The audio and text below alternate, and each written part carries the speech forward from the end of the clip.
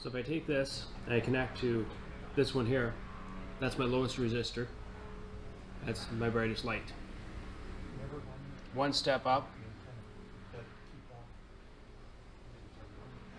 So see dimmer light compared to that. So see the difference between those two. Now I've gone to, so there's those two. Now I've gone to a much higher resistor. And there's almost no light there at all. If the room was dim, you'd see just a haze of little blue. That's kind of a visual of what happens when you put different resistors, how it affects the voltage and the output. Are those in the series, the two resistors? No, each one is a separate series. So I've just basically made 3 separate series circuits. I just control with one wire, making 3 separate series. Because you can step down in a series, right? Exactly. And then each level. I could actually take it and put it, if I had, say, 3 resistors in line.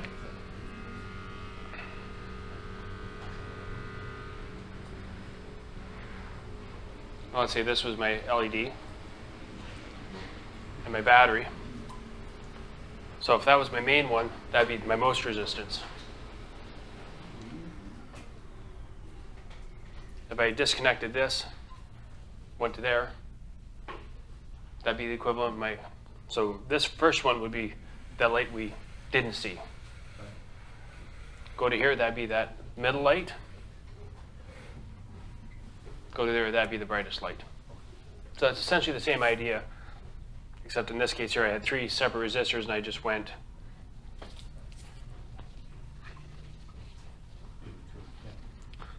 basically I had 3 separate LEDs, 3 separate resistors, all coming back to the battery, and all I did was I just went to 1, 2, or 3, just to connect them.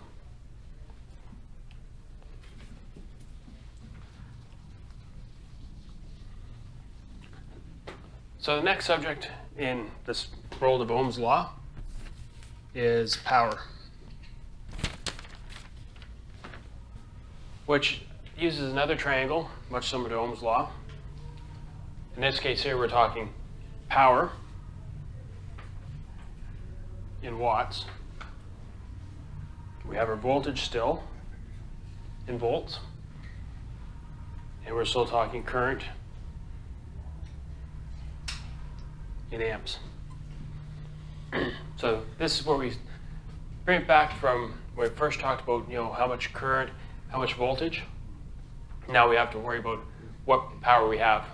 And this is the root of everything we do with radios, because your transmitters are so many watts. The resistors we are using here are so many watts. So in this example I've used here, we have a battery, or more likely be a power supply, 13.8 volts with an 8 amp circuit. How many watts do we have? So again, with a triangle, like anything else, if we need to know power, it's volts times amps. So in this case here, we have the 13. So power equals volts times amps.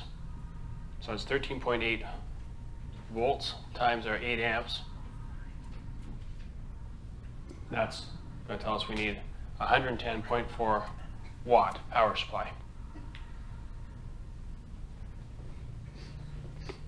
And that's where you start looking at your power supplies too, is amps, watts, your inverters, everything's in watts. So in this case, you don't want to cut it so close that you get 115 watts. Give yourself a lot extra. So you'd probably want to have something like around a 200 watt power supply, just because you have the surges, especially when you first crank it on, you hit the key, it's going to amp it right up.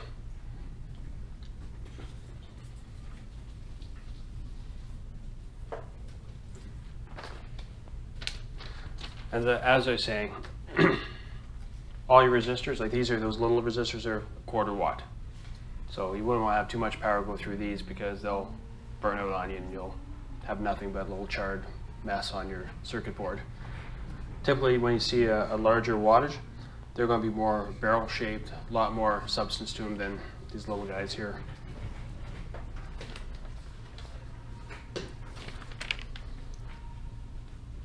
So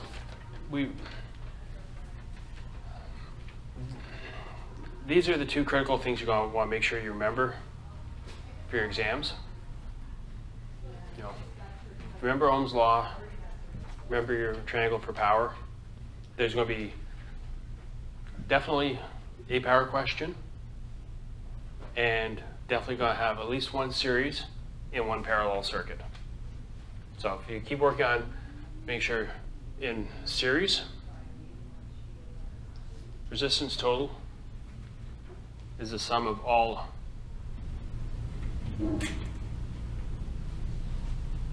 of your resistors.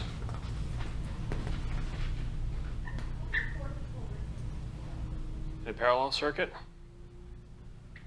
this is where you want to have that calculator with that inverse button. 1 over R total is 1 over R1, 1 over R2, right through to the end.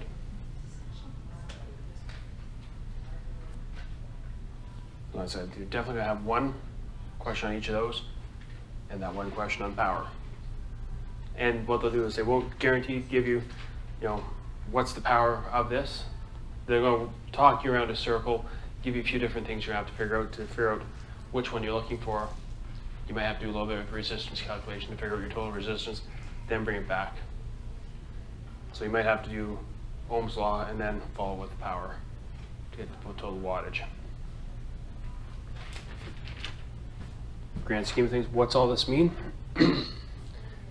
Where does it apply? I mentioned earlier a dummy load. Dummy loads are basically non-transmitting antennas. So you have a brand new radio, you think it works, but you're not 100% sure it works. So you can't just unscrew your antenna and transmix, you'll burn out the circuitry. It has to dump that power somewhere. So what we make is a dummy load, which is basically a bunch of resistors combined together to give the equivalent of a 50 ohm antenna. So in here I give a kind of an example of how you can put it all together. So I have a box of resistors here. It's from my Arduino, but same type of idea. You have strips at home of 150 ohm half watts, 100 kilo ohm half watts, 470 kilo ohms, and 2.2 kilo ohms. And we know we want a dummy load of 50 ohms that has to take 10 watts. So it's not a huge radio we're using, we're just going to use a handheld, but 10 watts of power. So remember I said before, you want to have safety factor that you don't want to just cut it dry, that you want 50 ohms. You want to have 100% safety factor, so we're going to look for a 20 watt power. So all of our resistors we have are half watt. So easiest way is we need 20 watts. We have half watt resistors. We need 50 resistors total. So that's the easy part of it. Now if we go from there,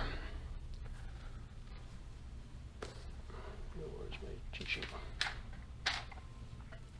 So we're going to look at a parallel circuit, because that's the easiest way for basically a dummy load. If you've seen them, if you look online, a lot of people do them in like little paint cans. And what they'll do is they'll do a plate, and they'll just suspend resistors between the two plates. So your coax comes in, feeds one plate, and the shield goes to the other plate. So you just have a whole bunch of parallel resistors just to dissipate that load. So it's going to be a parallel circuit. We've decided from before that we're using 40 resistors to reach 50 ohms. So easy way to figure out is 50 ohms divided by the 40 resistors. So we know we need 2 kilo ohm resistors. Of our box, what we have is 2.2 kilo ohms. So now we go back the other way is, if because we're using 2.2, the math changes a little bit. So 1 over R total equals 1 over resistor 1, which 1 over 2.2 kilo ohms plus. So we're going to have how many of them we don't know. So to figure out the number of them, we take our 2.2 kilo ohms, divide that by the 50 ohms we need.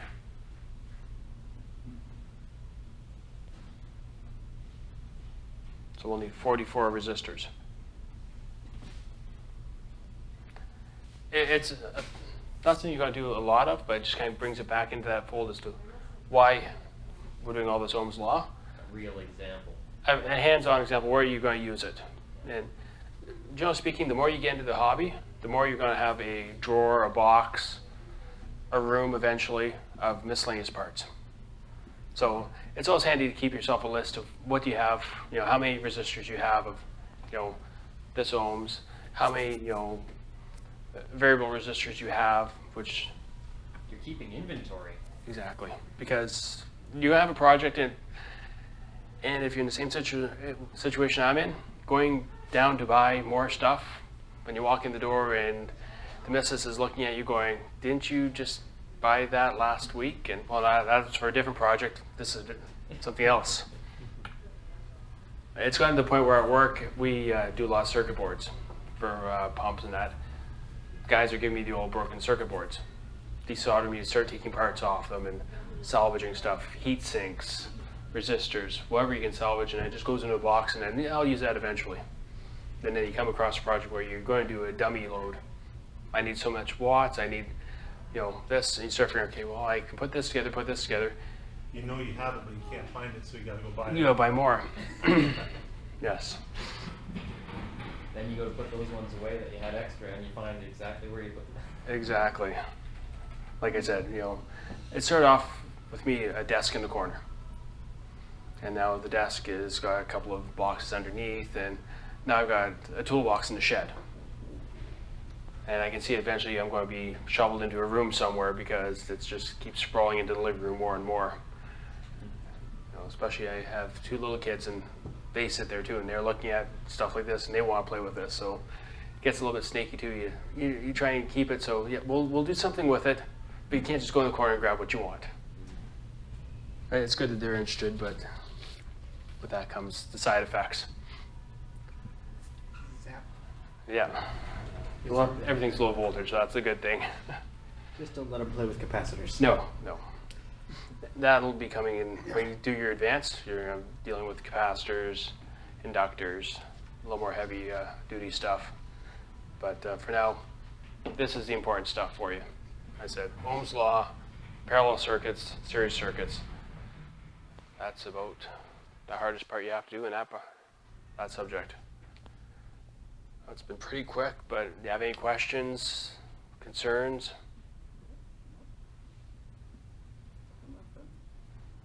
I can take one. Go for it. The purpose of doing a dummy load, if I'm saying that right, Yep. is just to see whether or not the power is actually being used? Basically, what you'll do is there's a meter you'll use to test the quality of your signal, like how much power is going out. Right. Most of our antennas are set for 50 ohms. So what you'll do is you'll make sure that you're actually broadcasting full power. So you'll check that and you'll dump it into something that can take that 50 ohms. And then, because if you unscrew your antenna from the back and you just transmit, it's expecting a kind of resistance, and without that, it'll burn out your power supply, basically, power amplifier. Because it, in essence, has nowhere to go but backwards? Exactly. So you put that dummy load on, so it's seeing as if there was a full antenna there, but it's just dumping it to heat. Yep. Okay. All right. Especially on the old tube transmitters, you have to tune them, and so you want to do the tuning before you get on the air. So otherwise, you're interfering with people, right? You pick a frequency, and hopefully nobody's there, but it's going to make a lot of noise. Yeah.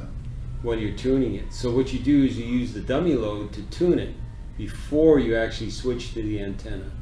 That's what they do. That you do. It's still used nowadays. As a matter of fact, I may probably bring one when I do my setting up a base station. So it's almost kind of like a testing procedure. It's a testing antenna. It's a test antenna. Yeah. Okay. Just don't call your girlfriend a dummy load. No, it wouldn't Is be there a the- standard? Oh, Is there a yeah. standard dummy load, or they're all different? They're all 50 ohms and they're just the wattage. They're all 50 ohms. Some of them or can more. take a kilowatt. Some of them only take 100 Yeah. watts. Okay, so always 50 ohms? Almost 50 ohms. Yeah, always Depending on 50. what size of transmitter you have. Yeah. Because you'll find that every radio that you're going to purchase, if you look at the back or even in the manual, it's going to say it's meant for a 50 ohm antenna. Yeah. So when that gets covered in your course, they'll talk about the antennas and what makes it 50 ohms, why it's a 50 ohm antenna. That's the critical number. So when you do design something, that's your goal. It's 50 ohms. But like Bruce said, it's the wattage is going to be your critical. Is, if a handheld's putting out 5 watts, a typical base is going to be 100 watts. If you have a power amplifier, you could be up to a kilowatt. Okay. Any more questions? Is this an ultrasonic Yes. sensor? You answered it before you're done. Yes. Fair goggle question.